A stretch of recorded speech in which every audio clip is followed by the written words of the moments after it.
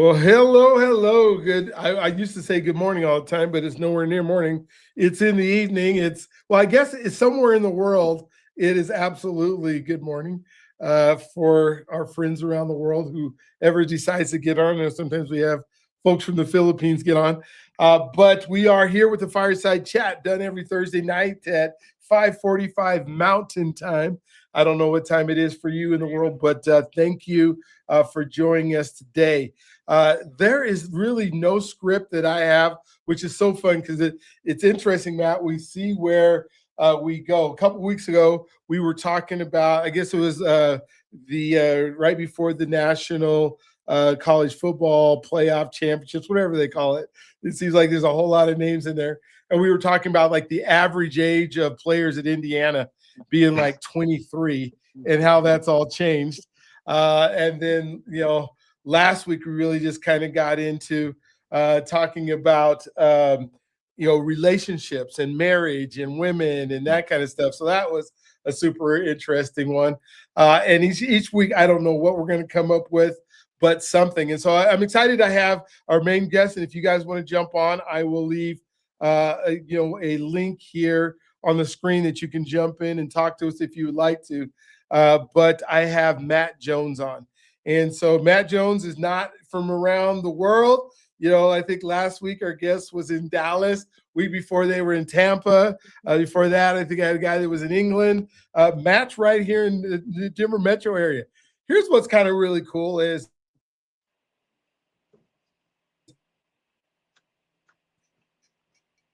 the rest of the country seems to be freezing and ice storms and everything else. What is this month? February. In February, we are having 60, they said it's 40 degrees above normal temperature for our area and for our time. So I'm telling you, I'm enjoying it. I don't ski anymore. I am way too, well, I'm not saying I'm way too old to ski because a whole bunch of people older than me that are out there skiing. But it hurts too much. It's just, I guess I got to do. Have you seen, Matt? Have you seen those guys that are doing all the joint work now, and instead of doing like regular workouts, they're bending their body all kind of crazy ways, and so that's the way we should all work out. I tried to do like just bend down and move my leg kind of close to one of those. It wasn't happening, but I mean, maybe you're doing Yeah. that. Is that something you're doing now? Are you doing all that Wait, joint work? yeah, like, explain that a little more to me. Is that like just mobility guys or Yeah, it's like some kind of mobility exercises, but they say that you're supposed to use like natural movements that you may actually duplicate in life. And I'm like, well, I don't think my knee ever goes that way in my life right now, And then yeah, because it feels like they're doing some kind of, maybe it's not quite contortion, but yeah, when I look at it, it feels that way in my bone when I'm just sitting in the chair watching it. But yeah, I've it's done. Sorry, go yeah. ahead. No, I just say, I mean, are you doing some of that or is it working? I've done a couple of those. I'm not sure if it's like the animal flow kind of workouts you were talking Mhm, about, but they kind of like they try to mimic how animals move, and it like is mhm. very, yeah, it's like unique, and you're like moving in different patterns than you do a lot of times. I don't do it a ton. I think there is a lot of value to it. But yeah, I'm like really big on just like making time for like kind of like the 80/20 principle is like with the smallest amount of time, how can I like get the most benefit? So I think there's a bunch of stuff I've like played around with or experimented with, but haven't repeated it too much. So Yeah, they're really starting to say like most of the workouts that we would go to a gym and do are kind of a waste of time. Now I'm watching like these old dudes that are older than me, and they're doing all this chair stuff. So like they do the whole workout in the chair, and I think that's really hard too. yeah, no, I mean, yeah, I could talk for hours, but I think as long as people are doing something, I Yeah. think like a lot of the research says like the actual effective dose of like exercise is like as little as like 120 to 180 minutes a week. So like two to Oh, three hours really? a Okay. week, to like maintain like a good level of health. So if people are like honestly just doing something and then really what are people going to stick to, and then you can like dialed in and optimized from there. So Mhm. if people don't like crawling on the floor like a bear, maybe the animal flow thing isn't for them, but could be a nice change up. So yeah, I mean, and I think about to me, the most important part of any diet or any exercise regimen or any healthy body thing is a lot of the water intake that you have, which I don't think we drink enough water. And the other part is actually what you put into your mouth and chew and swallow. And, I think that plays more of an important part in your health than actual exercise. I'm not saying exercise is bad because I walk 3 miles every single day. I know it's something that's super important, but what I put in my body and what the choices are that we have seems to be way more important than the actual exercise because you can do cardio for several hours and lose a few calories and then just not eat a whole bunch a day and do the exact same thing. Yeah. Yeah, it's like the entire time I've been trying to, kind of figure it all out with like the health and fitness world is just people always want and I've always wanted like, okay, what's the percent like, okay, 80% nutrition or like, hydration and this much exercise, how important is everything? And it's so changing and like fluid for everyone, but I think what you said is like pretty on point of just like a lot of it comes down to nutrition. And I think the thing that really shifted it for me is like when thinking about nutrition is like what I'm putting in my mouth becomes like me. It is the building blocks of the cells that become, my skin and my heart and my brain and all these things. And I'm just like, man, that really made me look at it a little differently. And it is super important when you kind of like have that Way it's foundation not to like you it. put it in. I know. Yeah, we have waste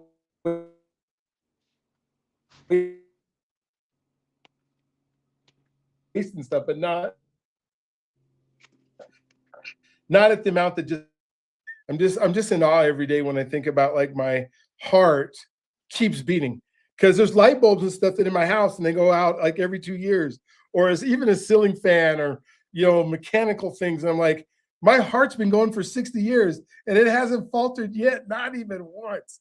And I think Yeah. of how incredible God made these machines that I guess my heart's replaced itself several times in 60 years with dead cells and live cells and recreating themselves. And I don't think I passed biology too well, but Yeah. just to think of how it works. And oh my gosh, what an incredible machine. And my brain still wakes up every morning and Yeah.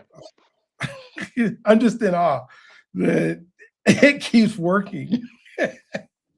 Man, I would love to try to pull up my. First of all, you froze a little bit at the beginning, so I didn't catch it before you started talking about the heart.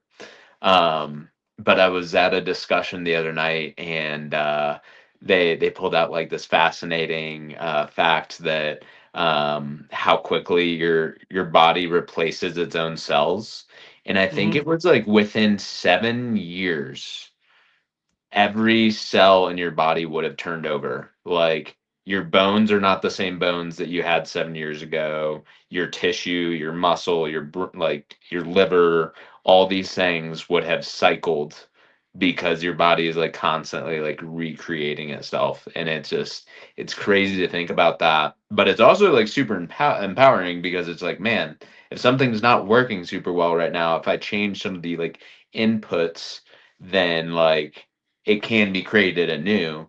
Um, and like a lot of the discussion they were getting into was like, okay, but like what's the programming? And that's like a lot of the stuff that I'm really fascinated to like get into people and like guide people with is like, okay, like how's our programming working? If something's kind of a little wacky with my heart per se, like why is that? Because the cells are being rebuilt new, but it's being rebuilt under the same software essentially.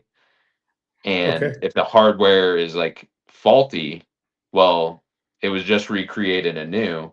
So what's going on with the software of our mind, of our nervous Mhm. system, of our spirituality that's kind of like causing a hitch in the giddy up, you know.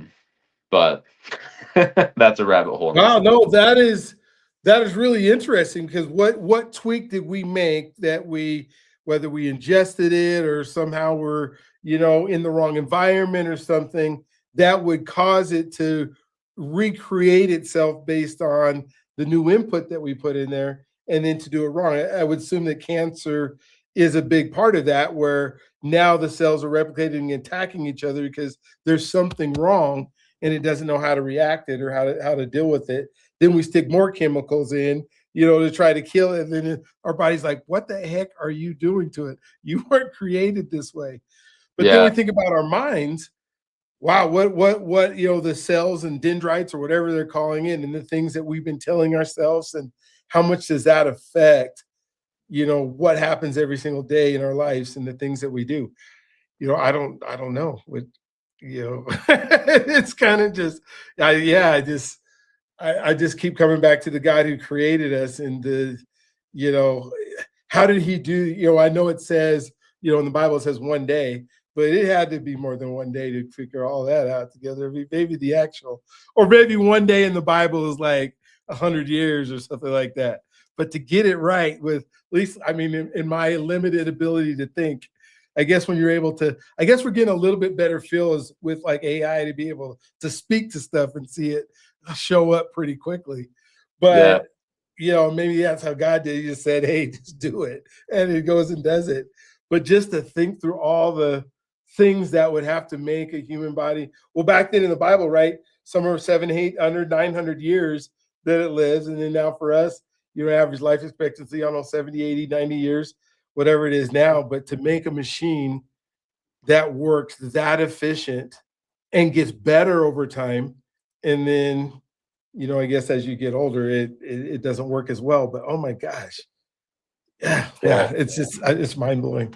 So yeah. I know I started out just weird because it came to my mind. But so tell everybody who you are, what you do, and then we can kind of move on from there. Yeah, let's just hear a little bit about Matt's life and what he does right now and why we're even having this conversation. So Yeah. Well, our conversation so far is pretty on brand, I would say. So yeah, my name is Matthew Jones. I uh, am by trade in practice a holistic health and lifestyle coach. So essentially, like what I just feel like I'm put on this earth to do is kind of what we were talking about. Is just like trying to. Help people understand the life that is possible for them and overcoming and understanding any limitations in the world of health. And when I say that, like, I really mean the intersection of like how the mind, the body, the spirit were created and how they work together to kind of just like create this human experience. So again, like going back to what you said about creation and like how God designed everything, I think it's like it's all more connected than we could ever realize. Is like how the spirit and the spiritual realm affects our minds and affects our physical bodies. And so like a lot of people, have the goals of like losing weight or gaining muscle or sleeping better. Um, but my hope is to really dive in with people and understand like, okay, like while those are admirable goals, like what is the true key to success of getting there, and what has led us to a point where we're not already where we want to be. Now some of that's external, kind of like you said, of just like the environment around us and the other things in the market and all these things going on. And then a lot of that's internal, like our personal experiences and the way we view the world and all those things. So yeah, I just hope to help people find freedom in their health and understand how, yeah, their bodies, their minds, and their spirits were designed and what to do about it. So that's yeah, that's what I do by day, I guess you could say. Other than that, I like to travel. Big Packers fan, so that's one of the things. sorry. I know, right? And yeah, I snowboard a lot. I like again going back to our weird winter. I haven't been up yet. Oh, So I'm kind of really? like, yeah, I was like, maybe I should have gotten a pass. But here we are. So yeah, I do that, and then I also help host a lot of community events and stuff like that, just in the young professionals community.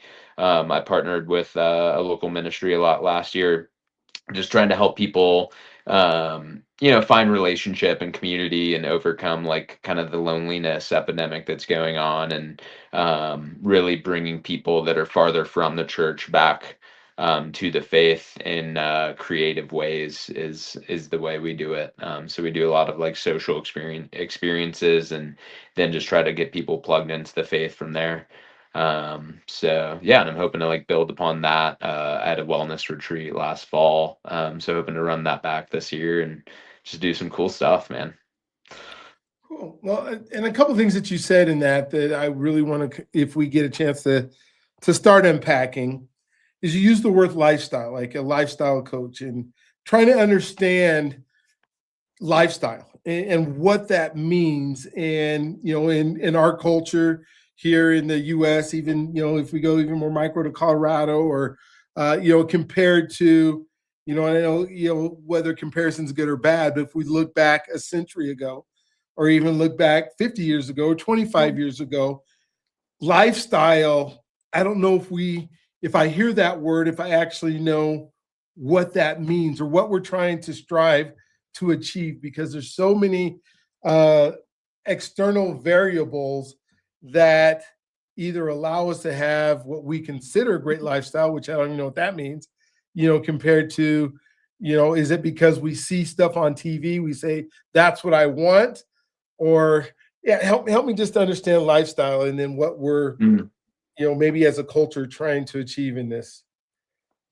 Man, yeah, culture is just a crazy concept. I think like what I had to realize for myself, because I think it came from my experience of like being fully engulfed in it. Like I grew up, I was like super overweight. I lost like 90 to 100 pounds 11 Wow. years ago.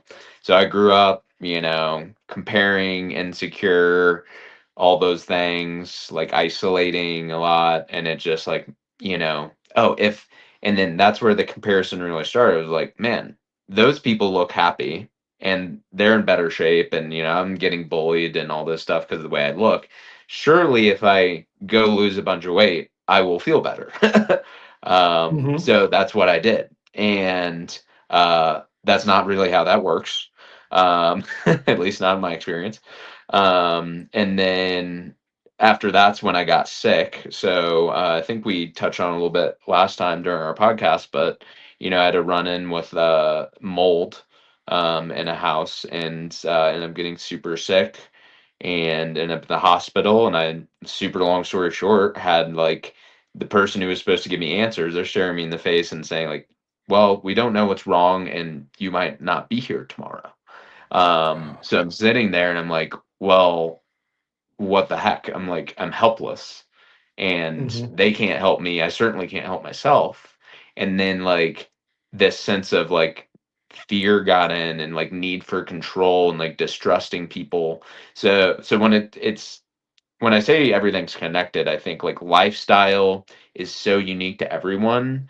And a lot of people are comparing lifestyles like one towards the other. And it's like God created us so uniquely that our experience is going to be different. Like your lifestyle is going to be different from my lifestyle.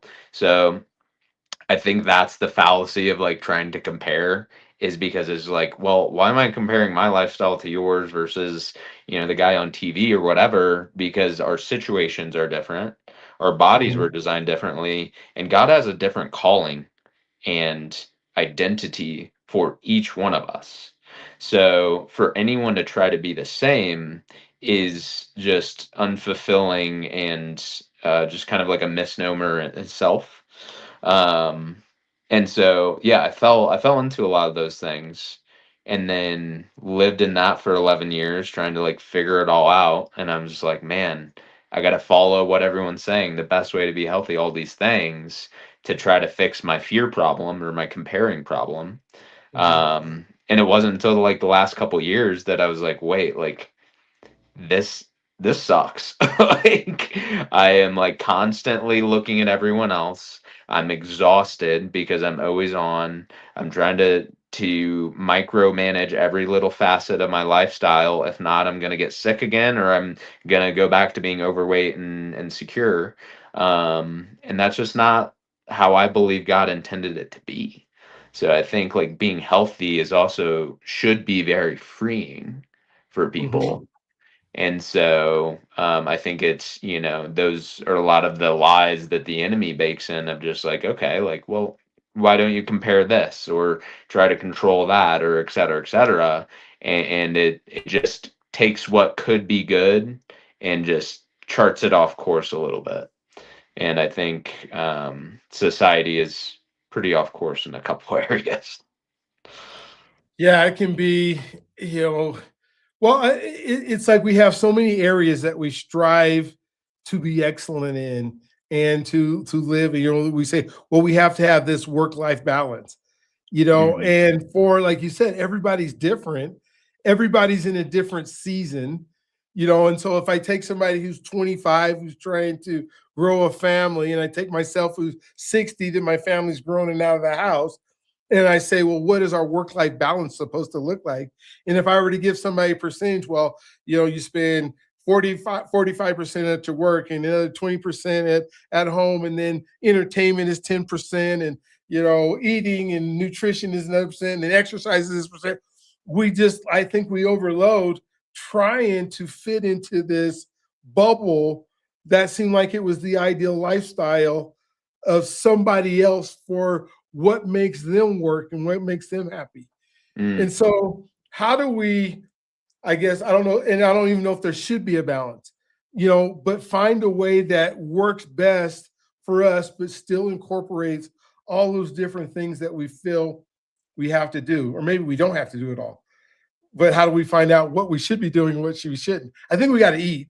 We got to be yeah. able to figure out a way to eat and maybe have shelter over our heads to be able to have a lifestyle. But what's your thoughts on that? Hey, sorry, I got a call, so let me turn Oh, on my gotcha. So blinked out your screen do for a not second. throw my do not disturb on there. Yeah, Uh, airplane mode or something. yeah, right. Um, yeah, sorry, did you have a question at the end? Yeah. I know So the question was, with all those different balances and all those mm, different things, how do we find the right fit for us in what we should be doing at our season in life, and whether that balance is unique. I mean, obviously it's uniquely to us, but we want to, again, at the same time. You must have got another call.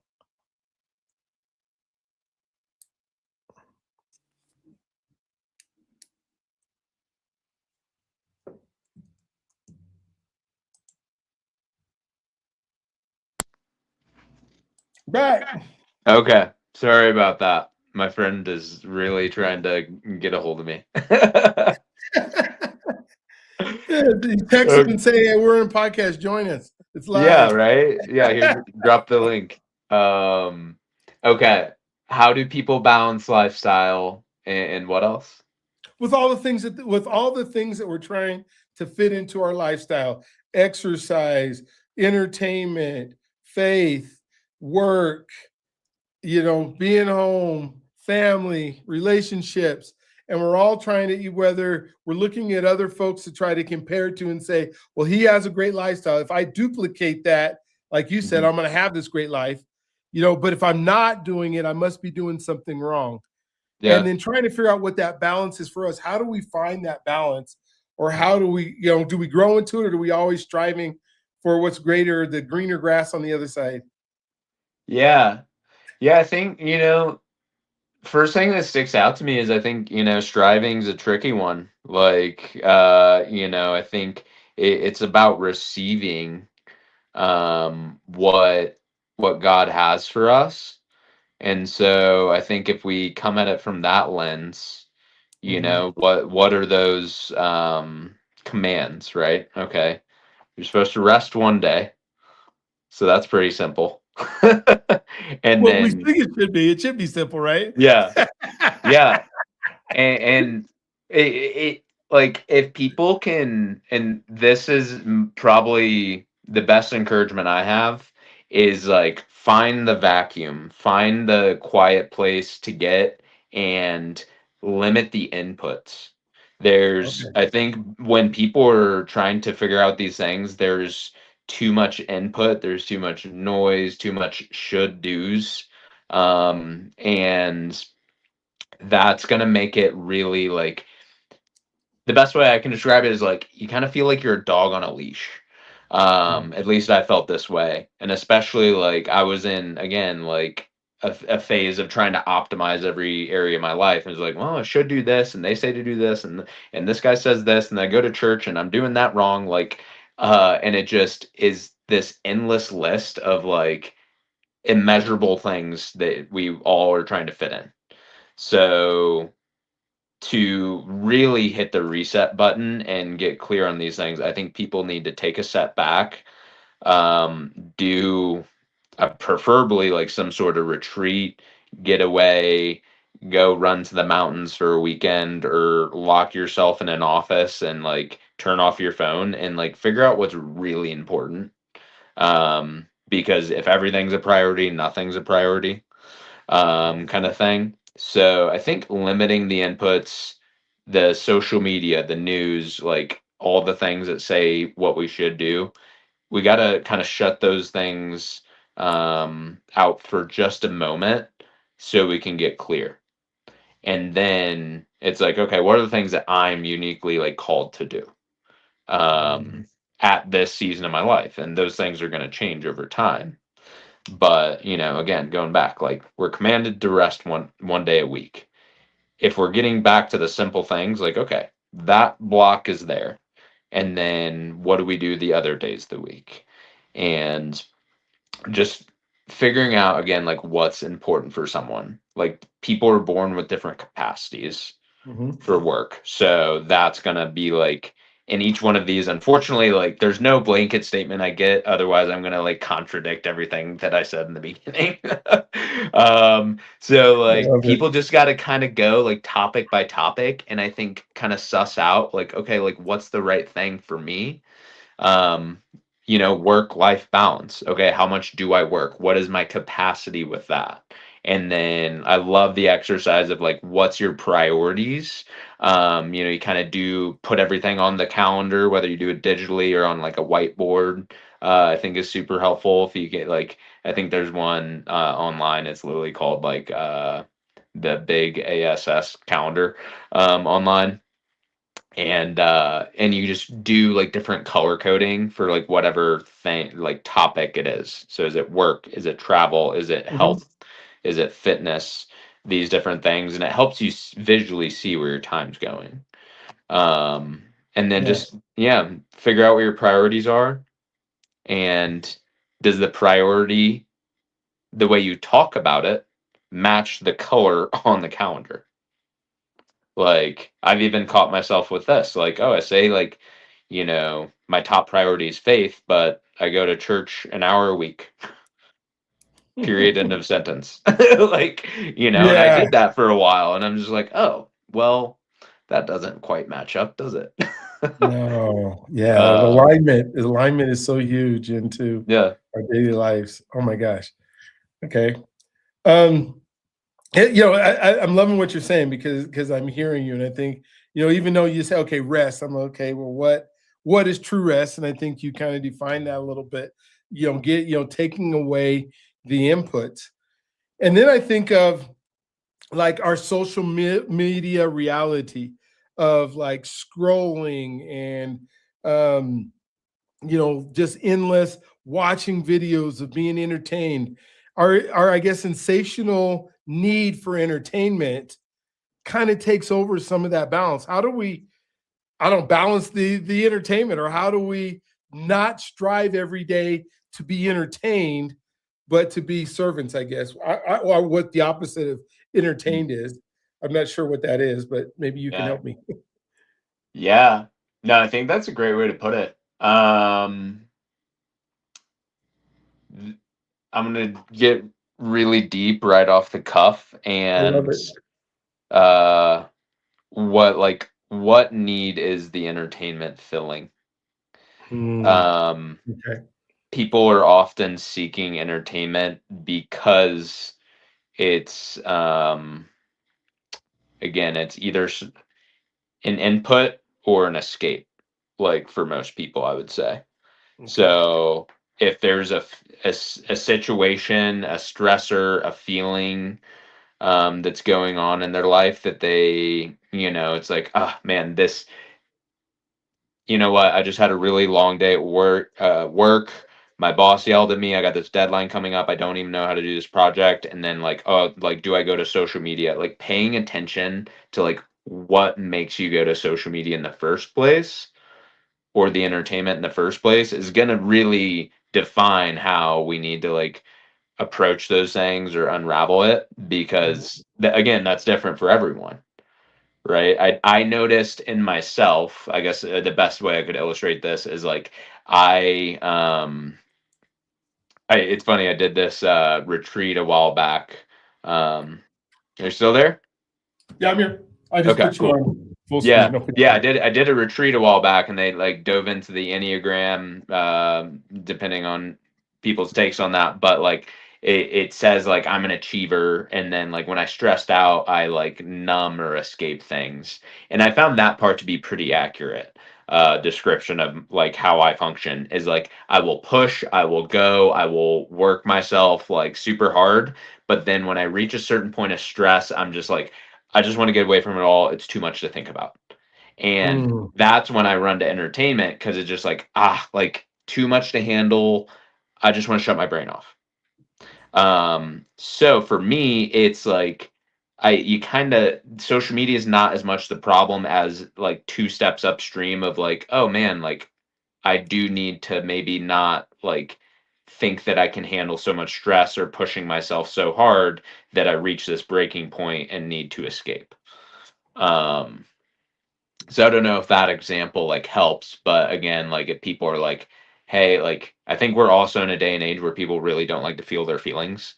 So if there's a certain feeling, it's like, oh man, I would rather be entertained because the dopamine is better than the stress or the sadness or the hurt that's going on, that we're not really touching into.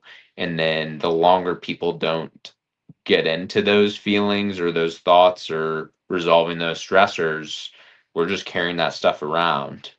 And then we're just trying to escape or numb or distract more and more and more. So social media is just capitalizing on a whole different set of circumstances. Yeah, I've been, lately as I've been watching television and seeing, I guess my take now that I don't know if I'm just changing, but my take on the world, and I'm meeting more people who are actors and meeting more people who are into it, and I'm like, we're really watching people who are playing pretend. So they're, like there's not their level. It's like we're pretending to be other people and making a lot of money. But I almost feel like how hard it would be to be an actor or an actress, because my whole existence is based on somebody else validating me.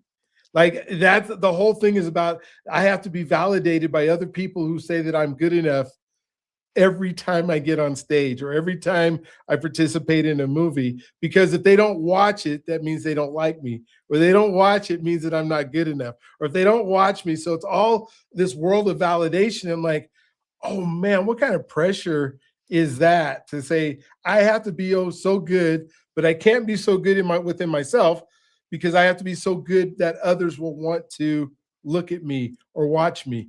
And if I'm not, so I almost watch it in this vein of forget what the story is. And I enjoy like really good stories and movies, but I'm like, oh man, I feel sorry for these guys sometimes. I'm going, you Yeah. know, I guess I shouldn't, because they're making money and they're providing a lifestyle, but I don't know if I could get up every day and have to be validated by others in order to feel good about who I am. Yeah. Yeah, that's a great point, and I'm like, I don't know these off the top of my head, but I mean, I feel like there's definitely some statistics that would prove that of like, mental health like situations of people in the entertainment industry. I feel like would definitely be, you know, a different set of circumstances. Yeah. So, So now let's go back to social media again because we really jump into this super big comparison world. mhm. Where everything not everything, but when we look at stuff, we're comparing to other folks' lifestyle. If we see somebody who's successful, we're going, okay, what did they do? Or we find all these coaches that are out there that are teaching, how to be successful, and you're trying to pick which one is right for me. If I need a coach, the saying, if I'm going to be a coach, I should have a coach, and all those different things. um, and then you watch cat videos for 8, 10, 20 seconds and go, okay, what is I don't like them. I don't do enough to, but I see other people and they're like, really? This is where our life is? Like you could be, inputting into somebody's life to making their life better. And a cat is what's preventing you, a dancing cat or something is preventing you from Oh my doing gosh. that. Yeah, yeah. It's only gotten more wild with AI recently, huh? Oh gosh. Yeah, yeah, yeah. So we talked about lifestyle a little bit in your, as we talked about, your lifestyle of health and fitness and wellness. Yeah. And I know all of us want to be healthy. Hmm. And maybe you can just kind of talk about nutrition a little bit. And I don't know if there's just some things that we should just wake up knowing, okay, this is how what we should be doing. And should is a hard word, Yeah. but what could we be doing instead of, and how do we avoid, like there's this out by you, there's this big giant um gas station, Yeah. Lucky's truck, whatever. It's like 1 billion square feet, and it's, I did a post. While I brought my Tesla over there and said, "This is how my Tesla is saving my life," right? Because I said, since I don't have to go to Bucky's to get gas or charge my car, and because I could charge it at home, so I never leave. And I walked through, and I don't know. I mean, it took me, I don't know, 2 minutes to walk from one end of this gas station to the other end of the gas station, and there was nothing in there that I actually should probably put into my body. And Mm. yet, as I was walking through that store, I was craving some of the items that I haven't eaten in 20. When's the last time I ate some cotton candy, or last time I ate some, a peach apple cobbler or something? I mean, it's Yeah. like just, I was like, oh, that would be good. I should taste that, or I should eat that. How do we fight those Mm. cravings at the same time that we are now putting stuff like pea plant protein that tastes like dirt into our Yeah. body? Oh man. I think and yeah, I love that you like zoned in. Like if you ever want to zone in on like a specific topic like nutrition, let me know and then we can go deep. And so I think to preface that, and again, like the way that I like to approach things is like out of respect for people's mindset, and trying to keep a good relationship with themselves and with food. I think you caught it well. Is like we need to limit the shoulds, or like I have to do this, otherwise bad thing happens. A lot of times when I talk about things, I'm like, okay, if I'm trying to get from here in nutrition to this point, whatever that point is, this is more productive or less productive.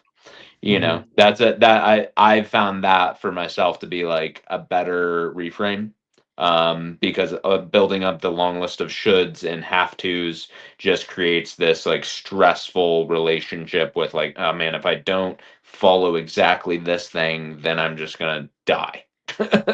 Mhm. And that is inevitably like what causes people to be like, "Ah, I don't even want to worry about it anymore."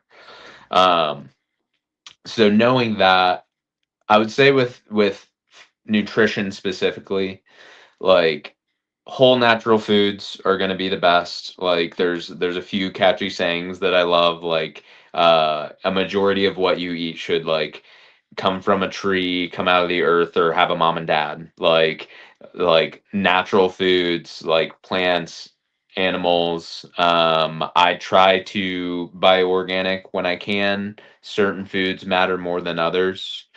Specifically like produce that you eat the skin of. So berries, for example, like blueberries, strawberries, stuff like that, matters more to buy that stuff organic because anything that was sprayed on it is fully consumed. Stuff like an avocado, not so much because we don't eat the outside of it.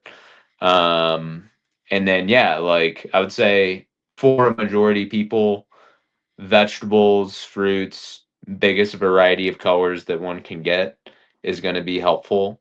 Um, Gives a lot of nutrients, fiber, protein is going to be kind of like the name of the game. So, actually, sorry, backing up. I think the most productive way I could like help someone in the shortest amount of time is like having that preface and how we look at it, and then knowing like there's really like three big categories I would start with, and it's like knowing your numbers is helpful, not like a necessity every single day. I'm not saying people need to track every day, but at least knowing your ballpark. So when you say So numbers, what numbers are you talking about? Like calorie numbers or amount of protein calorie. numbers or Yeah, amount of calories, amount of protein, and then the remaining macronutrients would be fats and carbs. okay. And then fiber is helpful. So like those four specifically. So a lot of people, typically there's this weird situation where people can actually like be overweight but be under eating. And there's certain things that are that's gonna impact hormonally. Um, so knowing the exact ranges of like where we need to be, intake and output. So like calories being in the right amount is going to be helpful. Having the right amount of protein. So there's within calories is the amount of energy it has. Then you have three macronutrients. You have protein, fats, and carbs. And then protein, I like to kind of visualize it as a teeter totter. So like protein is the number that we set, and we try to stick to that as much as possible. And then on the other sides is like the fats and the carbs, and those will fluctuate day by day. That's not really going to matter too much for most people. That's more like, are you an athlete that needs more carbs to burn as quick fuel? Or are you someone who works at a desk 8 hours a day and you're not doing a ton of high intensity activities? A higher fat diet would actually like be more ideal for that situation because fats are like a slower burning fuel. Um, so just knowing that Mhm. having the right amount of fiber is good for the gut. So roughly like 14 grams per like 1,000 calories of food. So knowing those things, avoiding some of the processed foods, cravings usually come from being underfed is going to be one. So again, going back to the amount of calories, if someone's under eating, your body will know the easiest way to get a lot of calories at once, and those are usually not the foods that we want to be eating. Um, and that's what a lot of the food manufacturers capitalize on. Your body wants quick energy when it's in that state. So if it's underfed or stressed out or underslept, it's going to be a lot more likely to be like, I want sugar and I want something fatty and salty. Okay. So that's where, and then it kind of gets more complicated because now we're talking about sleep and stress and hydration as well. But just sticking back to nutrition, yeah, like protein is going to be very satiating, meaning it keeps you full for a long time. So eating protein first is a really cool hack. Like when people sit down to eat something, eat your protein first and then your veggies because the protein and the fiber are going to fill you up really quickly. And then so I typically like if someone comes in and says, "Hey, I like, I love my sweet treats and all that stuff." I don't even like say like to take it away. Like Uh-huh. just do the healthy things first and then see if you really even want it. Because most of the time if you're like staying well hydrated, eating protein in the right amount and eating it first and then eating a good amount of vegetables and like getting fiber and throw in the healthy fats as well, like it kind of solves all the problems by just doing the good things. And And then do that first. I never even thought about that's what you eat first, and instead of eating the starch, like you have fries and if you go out to fast food, I guess, yeah. and you get you a burger, fries, and a drink. I've always tend to eat the fries first because I don't like cold fries, and then eat Mhm. the burger last when I should be eating the burger first and the fries last because then I might not even want the extra large fry. I just want to. I'll get used to like, wait a minute, I'm not that hungry anymore. So why do I need? Then you don't even eat the whole thing of fries when you eat the burger first Yeah. because I know there's carbs in the bread, but it's the Mhm. same. I guess you get the protein style at In and Out or whatever. But it's just yeah. When you think about food and how much it goes into our lives, and then you think about the convenience that we want to have because we don't want to prepare food, right? We want somebody else to prepare it for us if at all possible because it makes it faster and more convenient. We want to get the stuff that we run to the grocery store that's not on the outside, right? We go straight to the stuff that's all boxed and the microwavable stuff so that I can do it in 2 minutes or and then we think about, well, wait a minute, part of the whole process of what my body's craving is the stuff that I don't want to take the time to prepare for myself. Mhm. And so is that just a habit you have to create that says, wait a minute, I'm going to take out of my whole day, because we talked about balance, I should actually, factor into their food preparation. I almost want to just eat like the Matrix and just have mush every day, all day, and know Yeah. it's the right protein, right? Wouldn't that be great? Um Yeah, and this is like usually what I like to walk through people with again is like the calendar exercise is like, Mhm. okay, like this is how much weight we're like putting on the priority of nutrition and eating healthy. That and then a majority of that time actually is like walking through the practical things of like, okay, like are you cooking your own food? Oh, okay, when are you going to the store or are you going to order it? How much time are you spending cooking, like getting granular on those things, because I think a lot of times the nutrition and the health industry will disservice people by saying like just it'll be a fancy video of like, hey, just eat this and this, and then they don't like really give you the not so fun details of like, well, this is how much time it takes at the store and this is how much time it takes to prep that and cook that and cleaning up and all these things. So it is a whole, kit and caboodle of different responsibilities. But it's so like it is so worth it. I've gone through phases in my life where like I lost a bunch of weight back in the day, but during any given season in life, I can like I've had busy months where I was at work and moving and doing all this stuff where I'm like, even me, like the health guy, didn't go to the gym for like 2 months in a row, one point last year. But through nutrition and like walking at the right amount at the right times, I was able to keep my like body composition exactly the same. And like it was relatively, from the outside looking in, it would have been relatively like low effort because I'm being called to put a lot of my lifestyle towards these other things at during that season.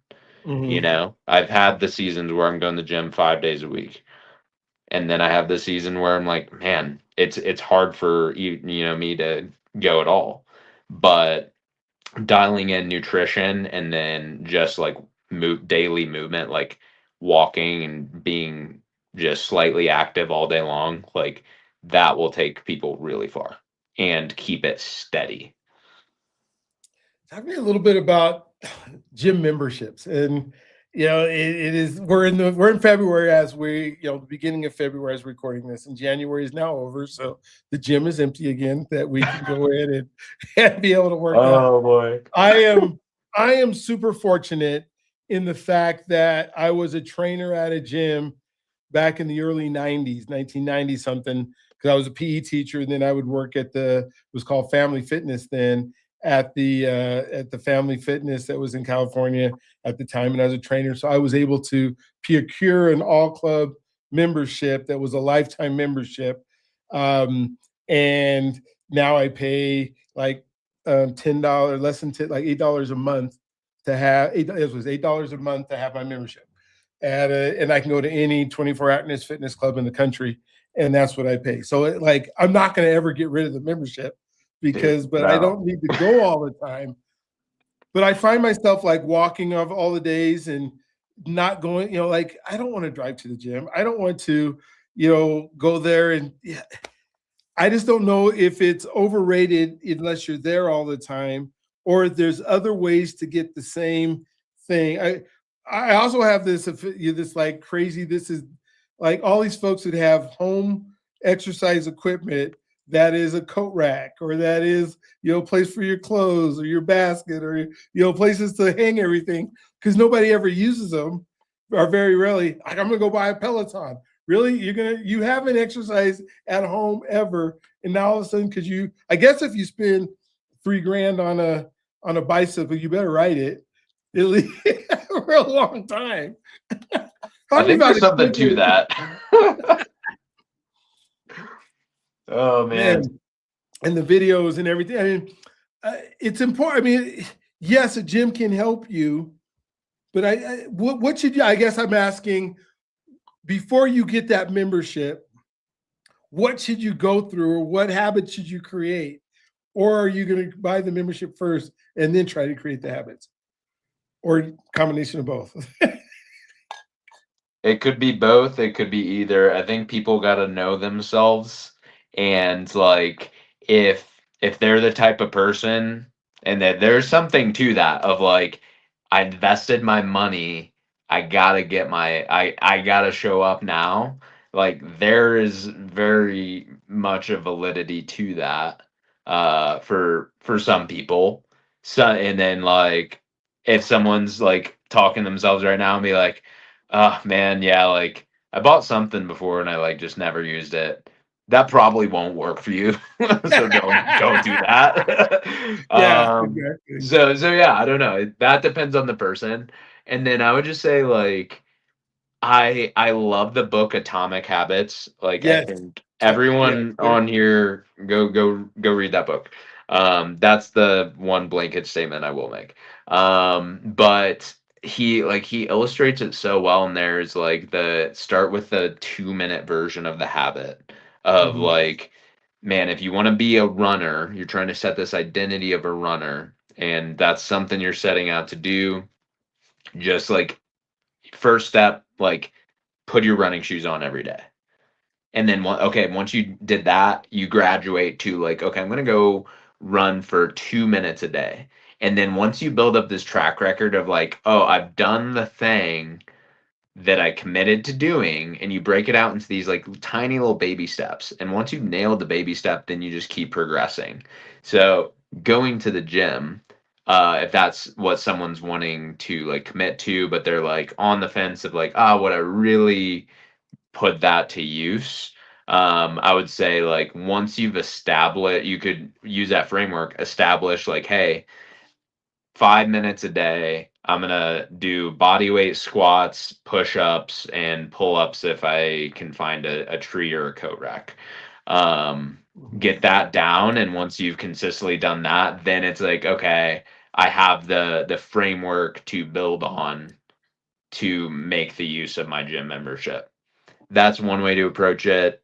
You could fork up the money and say like, ah, I'm gonna handcuff myself into this. If that's your type of motivation for where you're at, then do that. And then thankfully, yeah, like some gym memberships are kind of like you said, like if you find the right ones, then it's not that bad. And then going back to the habits thing, I think the biggest thing for the gym is like people try, and this is one of the biggest thing with New Year's resolutions and fitness programs and going to the gym in general, is people try to fit the current version of themselves and where they're at with their lifestyle into a program or a lifestyle that they aren't currently able to like live into. And that's not Mhm. out of like a comparing or shaming thing. It's just like the way your lifestyle is currently set up cannot accommodate that Yeah. sustainable. So it's like going, and then they're just like, well, I just got to go to the gym 5 times a week. And it's like, that's not going to last very long because it's going to take you so much conscious effort and trying that the moment life gets too hard, right? Whatever the statistics are in resolutions, 3 or 5 weeks, once you realize that the rest of your life hasn't gone away and it's going to Mhm. start yelling at you and they're like, this is too much. And then people fall off their resolutions. So that's why I'm a huge fan of going back to Atomic Habits, like the baby steps. Yeah. Like when I'm working with someone, it's like we kind of in not this harshly, but it's like you kind of earn the right to progress, right? It's like, okay, if you're going to the gym 0 times a week, we go 1 time a week. And that is our intention right now. Like, do I want someone going 3 or 4 times a week? Ultimately, yes. But in the grand scheme of things, if it takes them a year to get there, that's fine by me. And if you need to spend 6 months going to the gym 1 time a week in order to actually get to 3 or 4, maybe a year from now, but then for the long haul of life, you now have built the ability to show up those 3 or 4 times and integrate that into your lifestyle and really evolve that lifestyle around it. That's how people are gonna like succeed long term. Man, I love how you put that because without subtracting something, it doesn't fit. You've already created this lifestyle that takes up however many minutes you're awake every single day. And then you try to add something else to it without subtracting what you're already doing. And you almost have to build that simultaneously. Like you said, you got to build the gym time as you're subtracting the television time or whatever you're doing because your body is just so used to doing things. I think the other thing that I guess would be my suggestion is because I see people walk into the gym and just stare. Like it's overwhelming, it's too big. I don't know what to do. And they're trying to fit high school weight training class or high school PE class into this lifestyle of going to the gym. And those you're 35 years old now. You haven't been, in high school with no responsibility for 15 years, and now you think you're going to go to the gym and know what and your body isn't going to accept the same workouts because you were elastic man when you were 15 and now things hurt when you do stuff, right? And Yeah. so find somebody, if you're going to spend the money on the membership, spend some money on somebody who's going to help you like put a plan together and I would, like you said, suggest it where he's not, the person that you're working with isn't saying, all right, I need you to come here 6 days a week for an hour and a half and we get you where you want to be. If that person tells you that, run out of the Mhm. gym like all the way till you get back home and don't go back there again. If that's what that trainer tells you, because you're going to be mad, he's going to be frustrated, and you're going to give him a whole lot of money not to do anything. And then you're going to go, well, I just spent all this money. The gym doesn't work. And that's what you Mhm. say, and you never go back. And so you Yeah. just kind of set yourself up for failure. Oh my gosh. Yeah. Mm. It's, you Preach. know, why don't folks want to help doing things like as if everybody already knows how to do everything? And now they go to Yeah. AI and AI tells them how to do it, right? The AI coach. And I'm Yeah. not saying AI is bad because AI is going to give you the right foods, the right balances, but there's still the AI doesn't know your lifestyle and your habits and what you do. And I guess Yeah. unless you program it to know everything you do all day, every day for a year, then you can ask AI, okay, now what do I do to change? Because it Yeah. knows everything you did.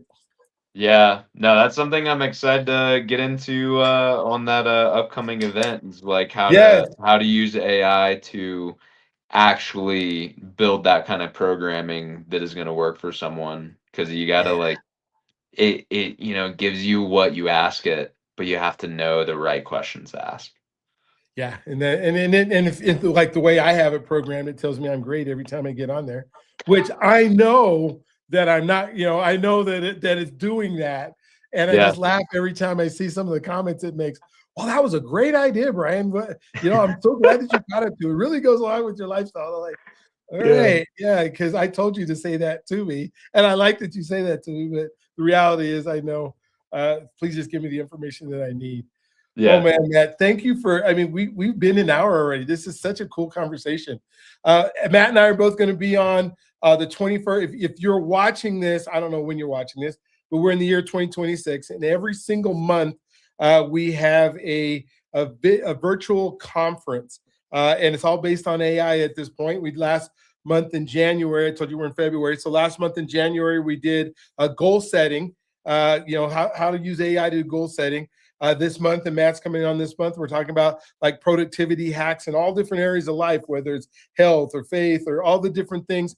He's going to be one of our speakers. We have 20 speakers that are coming in. That's on the 21st. If you go to becomingthroughaction.live, and I'll put it in the show notes, becomingthroughaction.live, you'll be able to participate in that. Next month, we're going to do habits. So we'll talk a lot about atomic habits and that kind of stuff. So, Matt, I hope you come back and speak in March as well. And then we go through the whole year. April's going to be how do you get along without AI, and really talk about some things that you can be doing in your life, which is a lot of people are not touching it anyways. But then how do you stay relevant and how do you keep up? And so we'll be talking about that. So I'd love for you guys to come to that, Becoming the Person Universe. This is all part of that, where we're just in connection, trying to make sure that people, as AI starts becoming more part of our lives, are longing for connection. You have a whole bunch of stuff, Matt, you're doing with connection and people that are lonely and people that are online all the time, and making those true connections. And so connect with Matt, to talk about some of the stuff that he's doing. Even if you're in a city that he's not doing it in, maybe it can connect you to some of the folks or some of the things that are happening throughout our country. So make sure you connect with them. Thank you for being on the show. Thank you. I love this conversation. I don't get to talk about health as much as I would like to. As it's been a big part of my life as an athlete and as a trainer and as a PE teacher, and the President's Fitness Award and all the stuff that I had to do, with the kids when I was doing all that stuff. And so it's a big part, and you're doing a phenomenal job. Do you have any final thoughts as we end tonight? Yeah, no, I just appreciate the space you're making for people, and I'm just excited to be a part of the community and be a resource for people. So, yeah, if there's anything health, mindsets, how does it all work together? Glad to just be here for people and support. So, yeah, and then on the 21st, we'll dive into how health and AI can live together. So. I love it. So if people listen to this after they get a chance to see you, how do they get a hold of you if they'd like to?